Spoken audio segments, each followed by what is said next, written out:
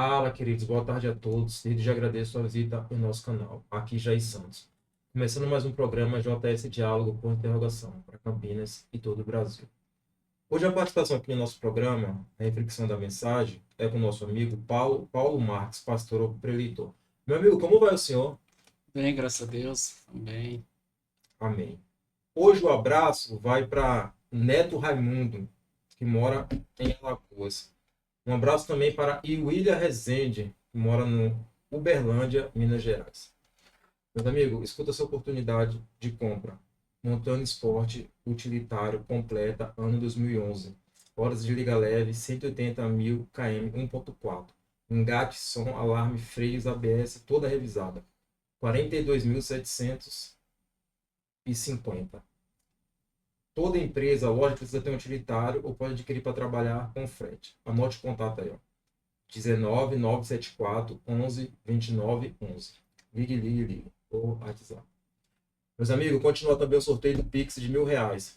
Então vá lá no nosso canal, se inscreva, escolha no comentário um número de 1 a 5.000. Quando bater 2.000 inscritos, vamos sortear o Pix de R$ 1.000. Então é só ir lá, se inscrever, escolher no comentário o número de 1 a 5.000, deixar seu like e compartilhar. Quando bater 2.000 inscritos, a gente vai sortear esse Pix de R$ 1.000. Nos ajude nesta caminhada. Meu amigo pastor Paulo, qual a passagem bíblica que o senhor mais gosta e por quê? Eu, eu gosto da passagem do livro de Jó, capítulo 23, versículo 10. Tem um versículo que ele nos ensina bastante, que Jó ele expressa o sentimento dele dizendo: Mas ele sabe o meu caminho, e se ainda ele me provasse, sairei como um. É um versículo que eu coloco na minha vida prática diária, que ele conhece o nosso caminho, né? E se ele nos prova, existe um propósito pelo qual está nos provando. Pensa. Escuta também esse evento aqui, ó. Encontro de varões. Confa- Confraternização com pizza. Ó, benção. Quem vai palestrar lá? Pastor Átila. Direção, Pastor Vanderlei. Ó, o nome da igreja é a Igreja Geração Eleita. Igreja Pentecostal Geração Eleita. Anota o contato aí, ó. Avenida Jacaúna, 2380, Vila Aeroporto. E tem outra benção lá também. É um convite também, né? Que tem que adquirir. Um convite de R$ 30. Aí tem a palestra por organização e com pizza. Olha que benção. Mistério, hein? Eu particularmente amo pizza de paixão. Vai ser dia 27 de março de 2026, às 19h30. Você pode entrar em contato por esse número aqui também, ó. 19981 768775. As informações devem estar aqui também nessa tela também. Pastor Paulo, qual a mensagem para essa tarde? Eu gostaria de compartilhar um texto bíblico no Evangelho de Marcos, capítulo 5, onde se fala pelo menos de dois milagres. Eu queria destacar apenas um desse texto, né? Fala um pouquinho sobre a filha de Jairo e a mulher que tinha um fluxo de sangue. Pode ficar à vontade. Eu gostaria de deixar no texto que diz em Marcos, capítulo 5, versículo de número 28, diz assim: Porque se dizia, tão somente se eu tocar nas suas vestes, eu sararei. O texto é bastante extenso, longo, mas é de conhecimento de muitos irmãos e é um versículo que nos chama muita atenção e aqui existem alguns princípios para acontecer um milagre. O primeiro princípio, alguém tem que se dispor a ir até Jesus. E quem vai até Jesus não é qualquer pessoa.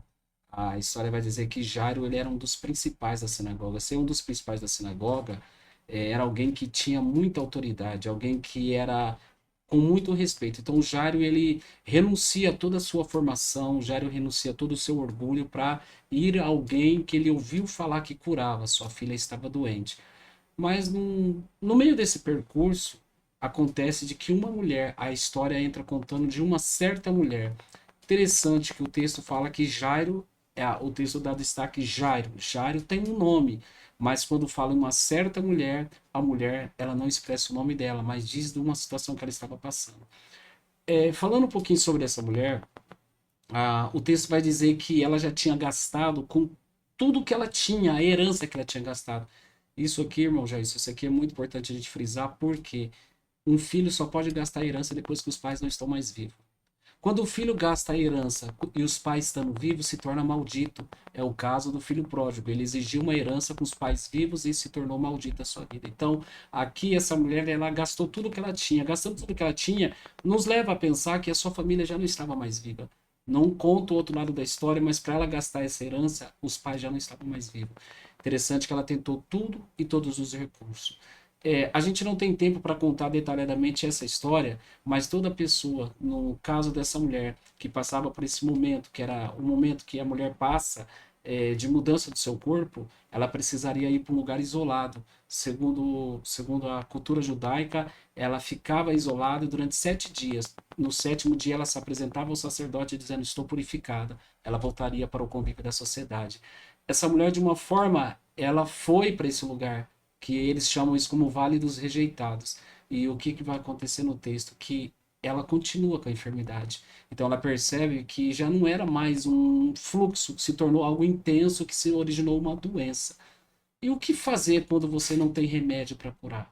O que fazer quando o dinheiro não consegue pagar? O que fazer quando todos os recursos que você tem não te traz um resultado? Só que eu queria frisar algo muito importante que talvez está faltando nos dias de hoje. Essa mulher colocou no coração, ela ficou sabendo que Jesus ia passar por ali. A pergunta que eu queria dizer nessa tarde, nesse momento é: quem falou de Jesus para ela? Como ela sabia que Jesus poderia curá-la? Porque o milagre não acontece por um estralo, ele acontece por algo que é criado. A gente vai ter que olhar lá no livro de Deuteronômio, capítulo 6, quando Moisés sai do Egito e Moisés vai dar uma instrução para o povo e vai dizer: olha, conta para os filhos dos teus filhos e a geração que vai vindo. Nunca deixa morrer o que o Deus de Israel fez com vocês quando tirou vocês da terra do Egito. O que Moisés estava fazendo? Nunca deixa morrer a memória do Deus de Israel. Nunca deixa morrer aquilo que Deus fez por você. E eu, com toda certeza, eu acredito que dentro da casa dessa mulher, ela teve pais que ensinou a cultura, ensinou de um Deus que libertou o povo, de um Deus, ensinou também de um Messias que o profeta Isaías tinha falado que viria. Essa mulher, ela não foi atrás de Jesus em vão. Ela foi porque alguém a ensinou dentro de casa. Dentro dessa expressão, irmão Gelson, eu digo algo que está faltando dentro das nossas casas: o culto doméstico. Está faltando não levar nossos filhos para a igreja para aprender sobre Jesus. Nossos filhos têm que aprender de Jesus dentro da nossa casa. Nós somos o espelho para nossa família. Interessante que o pai dela não mostra, mas ela vai porque alguém a ensinou. E aqui eu tentando ser bem rápido, finalizar. Quando ela vai encostar em Jesus, e aqui tem uma expressão muito importante: se é tão difícil você chegar perto de Jesus, segundo a história, eram aproximadamente quase 5.000 pessoas, os que buscavam milagre, os que eram curiosos, os que procuravam alguma coisa para acusar Jesus. Se é tão difícil você chegar em Jesus, por que que você toca na orla do vestido dela, de Jesus? Se você já chegou, por que que você não se coloca de pé? Jesus, estou aqui. Só que essa mulher me ensina uma outra coisa importante.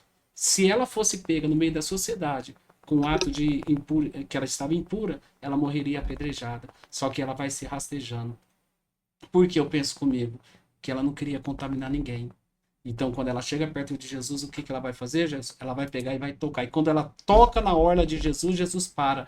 Aqui tem duas coisas importantes. Jesus, ele pega e fala: alguém me tocou, porque de mim saiu virtude. Mas quem estava perto de Jesus disse: Senhor, a multidão toda te aperta. Aqui poderíamos falar aqui hoje, nós que estamos no convívio evangélico e talvez nesses últimos dias da igreja, aqui tem duas igrejas: a igreja que aperta e a igreja que toca. A igreja que aperta, ela não consegue compreender quando Jesus para, mas a igreja que toca, ela vem sem ser vista. A igreja que aperta é aquela que força a presença, e a igreja que toca é aquela que vem sem querer ser percebida, ela só vem para adorar. E o que essa mulher fez, ela tocou. E quando ela tocou, Jesus disse: alguém. Jesus não disse muita gente. Perceba que quem estava do lado de Jesus disse assim: a multidão toda te aperta. Mas Jesus vai dizer: não, alguém. Esse alguém não tem nome. Perceba que no texto começa a falar que Jairo era o principal da sinagoga. E o texto começa a dizer que uma certa mulher. Jesus disse assim: não estou preocupado com o seu nome, porque eu estou preocupado com aquilo que você vem fazer. Ou seja, ela toca. E quando ela toca em Jesus, Jesus disse: alguém de mim fez com que saísse virtude. A pergunta nesse momento aqui é: até onde a gente consegue tirar de Jesus a virtude? Quem é que tem esse acesso? Só quem o conhece de verdade. E quando ela toca em Jesus, não temos tempo para falar sobre esse toque, mas Jesus para. E quando Jesus para, Jesus fala assim, porque de mim saiu virtude. O que ela mais precisava era a cura. E quando a Bíblia diz que ela se apresenta diante do Senhor, tremendo e temendo, porque diante de Deus não dá para esconder. Perceba, irmão Jesus, que ela vem por baixo e ninguém percebe, mas Jesus sabe quando ela toca. Às vezes nós estamos vivendo uma época tão grande de tanto destaque, de ostentação, as pessoas querem ser vistas, as pessoas querem as pessoas querem que alguém os aplauda. Oh, eu quero ser visto. Quem não é visto não é lembrado. Essa mulher ela não se preocupa com isso. Ela se preocupa dizendo: se eu for fazer exatamente o que o meu coração sabe quem ele é, ele sabe quem eu sou de verdade. Jesus parou, e quando Jesus parou, Jesus diz assim: ela se apresenta, ela vai tremendo e temendo. O texto vai dizer: e contou toda a verdade. Sabe o que eu penso nesse momento? É que diante de Deus não pode ter nenhuma algo que não seja verdadeiro. E quando ela toca, Jesus vai dizer: filha, você está curada. Ou seja, talvez ninguém sabia que ela estava doente, ninguém sabia o tamanho da enfermidade, e Jesus não a expôs, Jesus só disse: você está curada. Interessante que quando Jesus fala, a Bíblia diz que quando ela toca, na mesma hora, o sangue estancou. Ou seja, milagre ele não acontece por acaso, o milagre ele é provocado, e ele é provocado em um ato de fé, e fé não é um sentimento, fé é um poder de decidir, e o que ela fez? Ela se decidiu ir até Jesus. Talvez é isso que está faltando hoje para a sociedade. A gente parar de ficar esperando e decidir o que a gente quer por Cristo. Você decidir que tipo de evangelho, que tipo de vida cristã você quer ter. Eu finalizo aqui dizendo: ela poderia ficar em casa, desanimada, triste, decepcionada, ninguém me ajuda. A pergunta que eu queria deixar aqui nesse momento de uma interrogação: ninguém me ajuda, mas uma pergunta simples que talvez algum teólogo pode me responder. Daniel, Sadraque, Mesaque e Abednego viveram no mesmo período da Babilônia. A pergunta é: quando Sadraque, Mesaque e Abednego entraram na fornalha, onde Daniel estava? Quando Daniel entrou na cova dos leões, onde Sadraque, Mesaque e Abednego estavam? Se eles viveram no mesmo contexto, o texto vai dizer que os quatro entraram junto para orar dentro do quarto. Tem hora que a gente tem que aprender que tem desafios na nossa fé que Deus está dizendo para mim: é você que vai passar. É você que vai ter que passar. Às vezes você vai ter que entrar numa fornalha. Tem o Daniel que poderia te ajudar, mas eu vou tirar o Daniel de perto de você. E às vezes a gente reclama: por que amigos não me ajudam? É porque às vezes Deus sabe que alguns amigos poderiam nos ajudar, mas Deus vai dizer assim: olha, eu sei que tinha muita gente para fazer por você, mas eu decidi que ninguém vai fazer por você, porque você vai viver a sua experiência. E que experiência maravilhosa é entrar dentro de uma fornalha e o fogo não queimar. Entrar dentro de uma cova e os leões não tocar. Então, a gente vive esse evangelho de que a gente fica esperando pelos outros. Quando Deus está dizendo: existem experiências que é só você. Finalizo com essa mulher.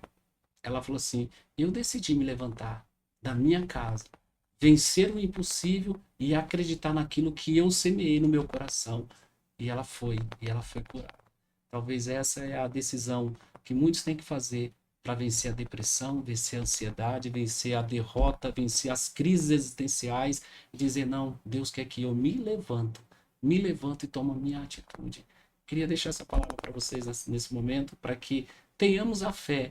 O milagre da filha de Jairo é outro percurso, mas no meio desse milagre, no meio desse percurso, às vezes Deus te usa para ir atrás de Jesus, mas no meio do caminho Jesus vai dizer: existem pessoas que precisam muito mais do que você.